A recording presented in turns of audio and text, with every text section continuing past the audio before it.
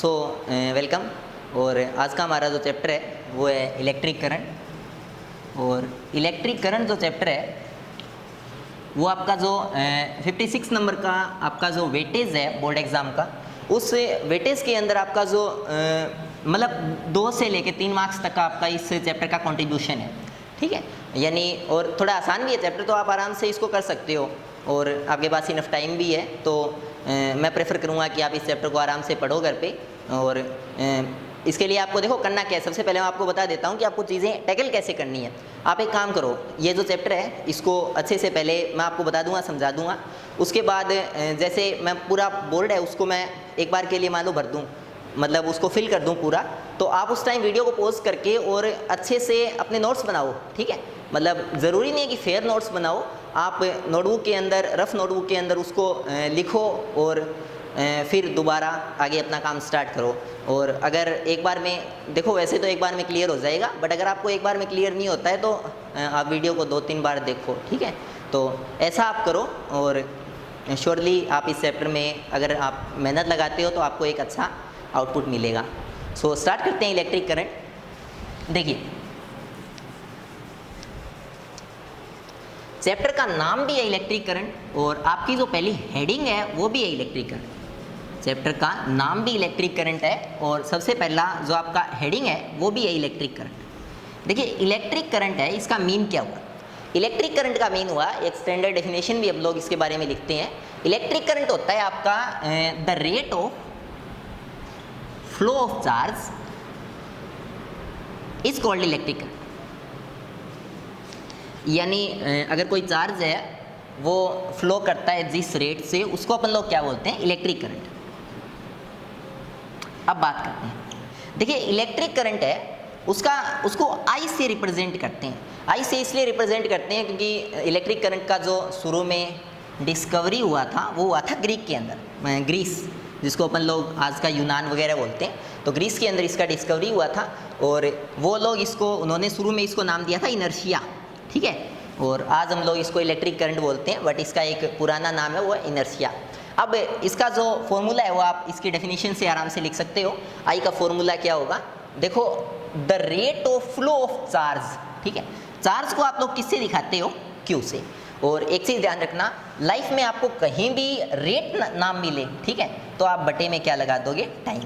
किसी चीज़ की रेट का मीन यही होता है कि टाइम के रिस्पेक्ट में वो चीज़ कैसे वेरी कर रही है। तो आपका जो आई का फॉर्मूला है, जो इलेक्ट्रिक करंट का फॉर्मूला है, वो होगा आपका I is equal to Q upon में डेल्टा टी, यानी चार्ज अपॉन में टाइम। देखिए, चीज़ें आपको शुरू में थोड़ी सी हार्ड लगेगी, बट आप धीरे धीरे आप मेरे साथ कोप अप करो, आपको एकदम अच्छे से क्लियर होगा कि व्हाट आई एम सेइंग। ठीक है, अब एक चीज़ और देखो, इलेक्ट्रिक करंट है उसकी यूनिट होती है आपकी एम्पियर। ठीक है, एक साइंटिस्ट था एम्पियर नाम का, और आंद्रे मैरी एम्पियर, और इसने इलेक्ट्रिक करंट के ऊपर काफ़ी अपना कंट्रीब्यूशन दिया था, काफ़ी वर्क किया था इसने। तो उसी वर्क को एडमायर करने के लिए, उसको होमेज देने के लिए हम लोगों ने इलेक्ट्रिक करंट की जो यूनिट है उसको क्या लिखा? एम्पियर। ठीक है, इलेक्ट्रिक करंट का जो दूसरा यूनिट है जो हम लोग डिराइव कर सकते हैं वो क्या कर सकते हैं? देखिए, चार्ज की यूनिट होती है कूलम, ठीक है, और टाइम की यूनिट होती है आपकी सेकेंड। तो कूलम पर सेकंड है वो दूसरी यूनिट है इलेक्ट्रिक करंट की, और कूलम पर सेकंड को ये अपन लोग क्या बोलते हैं? एम्पियर। तो ये ध्यान रखना, कूलम पर सेकंड या एम्पियर एक ही बात है, और ये इलेक्ट्रिक करंट का यूनिट है। अब अगर इलेक्ट्रिक करंट की डायमेंशन की बात करें तो इलेक्ट्रिक करंट का जो डायमेंशन होता है वो होता है A1। ठीक है, और ये एक फंडामेंटल क्वांटिटी है, तो ये आपको ध्यान में रखना है। अब इसके अलावा अगर बात करें तो इसके अलावा इलेक्ट्रिक करंट जो है आपका वो एक स्केलर क्वांटिटी है। ठीक है, स्केलर क्वांटिटी। अब एक चीज सुनो आप, हम लोग इलेक्ट्रिक करंट है उसकी, वैसे इसको स्केलर क्वांटिटी देखो हम लोग क्यों बोल रहे हैं। सबसे पहले तो ये काफ़ी इंटरेस्टिंग क्वेश्चन है, इंटरेस्टिंग फिनोमिना है। ये एक बैटरी है, ये एक की है, और ये मान लो इन दोनों से अपन लोगों ने कोई बल्ब लगाया और इस बल्ब को हम लोगों ने ब्राइट कर दिया इस बैटरी की हेल्प से। अब आप देखो, इलेक्ट्रिक करंट बैटरी के पॉजिटिव टर्मिनल से निकलेगी और इस बल्ब के अंदर से करंट फ्लो होगी, इस बल्ब को जो इलेक्ट्रिक करंट है वो ब्राइट करेगी और हमें ग्लो देगी, और करंट यहाँ से होते हुए वापस बैटरी के नेगेटिव टर्मिनल के अंदर एंटर कर जाएगी। तो ये एक क्लोज पाथ हो गया करंट का। ठीक, अब देखो बैटरी के पॉजिटिव से करंट निकल रही है और बैटरी के नेगेटिव में एंटर कर रही है, यानी करंट की जो डायरेक्शन है वो आपकी क्या है, पॉजिटिव टू नेगेटिव। यानी करंट की जो डायरेक्शन है वो आपकी क्या है, पॉजिटिव टू नेगेटिव, बट फिर भी मैं इसको क्या बोल रहा हूँ, स्केलर। तो हम लोग देखो, ये हम अपनी बात को कॉन्ट्रेरी कर रहे हैं। फिजिक्स का ये रूल है, हम लोग क्या बोलते हैं कि जो क्वांटिटी डायरेक्शन लेती है या जिस क्वांटिटी की डायरेक्शन होती है उसको अपन लोग बोलते हैं वेक्टर क्वांटिटी। बट यहाँ तो करंट की डायरेक्शन भी है और फिर भी हम लोग इसको क्या बोल रहे हैं, स्केलर क्वांटिटी। तो देखो इसके दो रीज़न है। सॉरी, पहला रीज़न तो ये है कि इलेक्ट्रिक करंट है वो इसलिए स्केलर क्वांटिटी है क्योंकि इलेक्ट्रिक करंट का फॉर्मूला देखो आप, Q चार्ज और अपॉन में टाइम। चार्ज भी कोई डायरेक्शन नहीं होती चार्ज की, चार्ज भी एक स्केलर क्वांटिटी है और टाइम भी एक स्केलर क्वांटिटी है, टाइम की भी कोई डायरेक्शन नहीं होती। और दो स्केलर क्वांटिटी का जो रेशियो है वो हमेशा ही एक क्या आएगा, स्केलर क्वांटिटी। तो इसीलिए इलेक्ट्रिक करंट को भी हम लोग क्या काउंट करते हैं, स्केलर क्वांटिटी। दूसरा देखो, दूसरा ये है कि जो आपका इलेक्ट्रिक करंट है, देखो मैं आपको एक एग्जांपल से समझाता हूँ। मान लो ये वायर है, इसके अंदर जा रही है 5 एम्पियर करंट और यहाँ हमने एक वायर इससे स्प्लिट कर दिया जिसके अंदर जा रही है 2 एम्पियर करंट। तो यहाँ जो दूसरे वाला वायर है इसके अंदर कितनी करंट जाएगी, 5 एम्पियर टोटल करंट थी, 3 एम्पियर इधर गई, तो इधर कितनी करंट जाएगी भी 2 एम्पियर। ठीक, तो एक में 3 चली गई, एक में 2 चली गई। अब सुनो, आप क्या पढ़ते हो वेक्टर के अंदर, एक वेक्टर R है, उसका आप दो कंपोनेंट, एक R1 और एक R2 कंपोनेंट अगर आप उसका डिवाइड करते हो और उनके बीच में अगर एंगल होता है थीटा, तो आप उनके कंपोनेंट बांट लेते हो, R cos theta, R sin theta. But यहाँ ऐसा कुछ लागू नहीं हो रहा, यहाँ थीटा कुछ भी हो, अगर इधर 3 जा रही है तो इधर कितनी जाएगी, 2, चाहे थीटा कुछ भी हो। तो यहाँ थीटा की वैल्यू मायने ही नहीं रखती, थीटा का कोई यहाँ पे रोल ही नहीं है। और अगर यहाँ पे कोई थीटा का रोल नहीं है, अगर यहाँ पे कोई डायरेक्शन नहीं है, तो हम लोग इसको क्या काउंट करेंगे, स्केलर क्वांटिटी। तो इलेक्ट्रिक करंट के बारे में आपको इतनी चीज़ें पता होनी चाहिए कि चार्ज के फ्लो को इलेक्ट्रिक करंट कहते हैं। इलेक्ट्रिक करंट का जो फॉर्मूला है वो होता है Q/T। इलेक्ट्रिक करंट को I से डिनोट करते हैं। इलेक्ट्रिक करंट का जो यूनिट होता है वो होता है एम्पियर या कूलम्ब पर सेकेंड। इसकी डायमेंशन होती है A1, स्केलर क्वांटिटी है, और स्केलर क्वांटिटी देखिए Q है। ठीक है, तो इतनी चीज़ें आपको पता होनी चाहिए। और वैसे इसकी डायरेक्शन आपको याद रखनी है +2 माइनस। तो ये इतनी चीज़ें आपको पता होनी चाहिए इलेक्ट्रिक करंट के बारे में, और ये आप नोट कर सकते हो।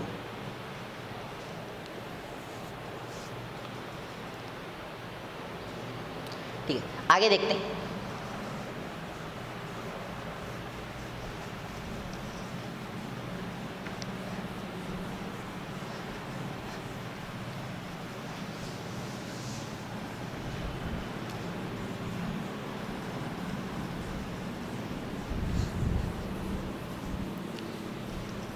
देखिए एक चीज़ और समझना, इलेक्ट्रिक करंट है वो एरिया पे डिपेंड नहीं करती।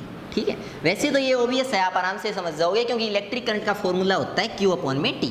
यानी एक तो चार्ज पे डिपेंड करेगी और दूसरा टाइम पे डिपेंड करेगी। इन दोनों को छोड़ के और कोई चीज़ पे इलेक्ट्रिक करंट डिपेंड नहीं करेगी। ठीक है, बट अगर मैं आपको बताऊं तो एरिया पर ये डिपेंड नहीं करती। कहने का मतलब मेरा ये है कि ये कोई वायर है, ठीक है, लोहे का, और इस वायर के आगे आपने इतनी बड़ी कोई स्ट्रिप लगा दी, कोई आपने पट्टी लगा दी इतनी बड़ी। अगर इसके अंदर से 2 एम्पियर करंट जा रही है तो इस स्ट्रिप के अंदर भी कितनी करंट जाएगी, 2 एम्पियर। यानी करंट की वैल्यू में कोई चेंज नहीं आएगा। तो आपको ये भी ध्यान रखना है कि इलेक्ट्रिक करंट है वो एरिया पे डिपेंड नहीं करती। अब एक क्वांटिटी डिस्कस करते हैं। इलेक्ट्रिक करंट यहीं तक है, खत्म है। इलेक्ट्रिक करंट के बारे में अगर आप इतना जानते हो तो इट इज़ इनफ। आगे देखिए, नेक्स्ट है एक टर्म आती है करंट डेंसिटी। करंट डेंसिटी देखो क्या होती है। करंट डेंसिटी होती है कोई भी वायर है उसके अंदर जितनी करंट फ्लो हो रही है बाई में उस वायर का क्रॉस सेक्शनल एरिया, इसको अपन लोग बोलते हैं करंट डेंसिटी। और करंट डेंसिटी को डिनोट करते हैं अपन लोग J से। तो J इज इक्वल टू क्या होता है, I/A, जहाँ पे I क्या है, कोई भी वायर है उसके अंदर फ्लो होने वाली करंट, और A क्या है, जिस वायर के अंदर करंट फ्लो हो रही है उस वायर का क्रॉस सेक्शनल एरिया। तो ये आपको ध्यान रखना है। अब करंट डेंसिटी है वो एक वेक्टर क्वांटिटी है। मैं रिपीट कर रहा हूँ दोबारा, करंट खुद एक स्केलर क्वांटिटी है, बट करंट डेंसिटी है वो एक कौन सी क्वांटिटी है, वो आपकी एक वेक्टर क्वांटिटी है। और क्यों है, क्योंकि इसके अंदर एक वेक्टर क्वांटिटी आ रही है और वो कौन सी है, एरिया। एरिया खुद एक वेक्टर क्वांटिटी है और इसीलिए अपन लोग जो करंट डेंसिटी है उसी को भी क्या लेते हैं अपन लोग, वेक्टर क्वांटिटी। तो ये आपको करंट डेंसिटी के बारे में पता होना चाहिए। अब मान लो ये कोई वायर है और आपसे कोई पूछ ले कि इसका ये जो एरिया है, ठीक है, ध्यान से देखना भी, मैंने एरिया को थीटा एंगल पे इंक्लाइन कर दिया है। अगर थीटा एंगल पे एरिया देखो, इससे आपको पता है, इस एरिया से आपको पता है कितना करंट डेंसिटी आएगा, ये आएगा I/A। बट अगर आपको इससे कोई पूछ ले कि इस एरिया से जो थीटा एंगल पर इंक्लाइंड है या डिक्लाइंड है, इससे कितनी करंट फ्लो होगी, तो आप कहोगे इससे जो करंट फ्लो होगी वो होगी I/में। बस अब आपको एरिया A नहीं लेना, क्योंकि देखो इसका एरिया A नहीं है, इसका एरिया क्या है, इसका एरिया है A का थीटा की डायरेक्शन में कंपोनेंट, और A का थीटा की डायरेक्शन में कंपोनेंट कितना होगा, A कोस थीटा। तो बस आपको इतना याद रखना है कि I/में एरिया की जगह कितना आएगा, A कोस थीटा। तो यहाँ से एक फॉर्मूला डिराइव होता है, I=J.A कोस थीटा, और इससे हम लोग ये भी बोल सकते हैं कि इलेक्ट्रिक करंट है वो आपका क्या होता है, J.A। तो ये एक इम्पोर्टेंट रिजल्ट है, ये एक इम्पोर्टेंट फिनोमिना है जो आपको पता होना चाहिए, और ये फॉर्मूला आपको अच्छे से रिमेंबर होना चाहिए। करंट डेंसिटी आपका होता है करंट अपॉन में एरिया, और कैसे ये थीटा पर डिपेंड करता है ये भी आपको पता होना चाहिए, ठीक है। अब थोड़ी सी बात कर लेते हैं इसकी यूनिट पे। तो करंट डेंसिटी की जो यूनिट है वो आप निकाल लोगे मेरे हिसाब से, I की एम्पियर और एरिया की मीटर स्क्वायर। तो एक यूनिट तो आपकी ये हो जाएगी करंट डेंसिटी की। दूसरी करंट डेंसिटी की यूनिट हो जाएगी आपकी, देखो एम्पियर की जगह आप लोग पुट कर सकते हो दूसरे वाली यूनिट जो मैंने आपको बताई थी, coulomb per second metre square. तो ये दोनों यूनिट आप पुट कर सकते हो करंट डेंसिटी की जगह, और इतना ही करंट डेंसिटी के बारे में अगर आप इतना जानते हो तो इट इज़ इनफ, ठीक। तो ये आप अच्छे से देख लो एक बार, और ये अच्छे से आप इसके नोट्स बनाओ, लिखो इसको, रफ कॉपी में लिखो, रिविज़न करो और इसको देखो।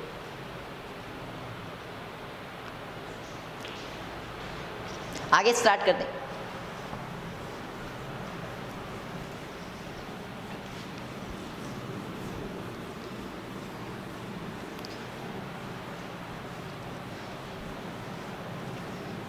अब सुनो, अभी थोड़ा सा डीपली डिस्कशन को लेके जाते हैं, और अगले जो आपके 15-20 मिनट है उनको आप बड़े ही ध्यान से सुनना, तभी आपको ये कॉन्सेप्ट है वो अच्छे से क्लियर होगा। देखो मैं आपको समझाना चाहता हूँ फ्लो ऑफ इलेक्ट्रिक करंट, ठीक है। ये थोड़ा सा बड़ा टॉपिक भी है और थोड़ा सा अच्छे से क्लियर भी होना चाहिए कि ये सब कुछ होता कैसे है। सबसे पहले तो देखो इलेक्ट्रिक करंट बनती कैसे है।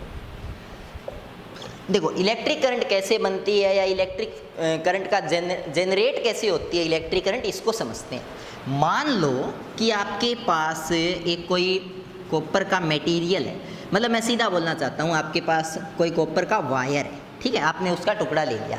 आप एक काम करो, एक लकड़ी की, एक वुड की एक स्ट्रिप लो, एक इस टाइप की, और इसको पॉजिटिवली चार्ज करके अच्छे से, और ये जो वायर है इसके ऊपर आप गम से इसको चिपका दो, ठीक है।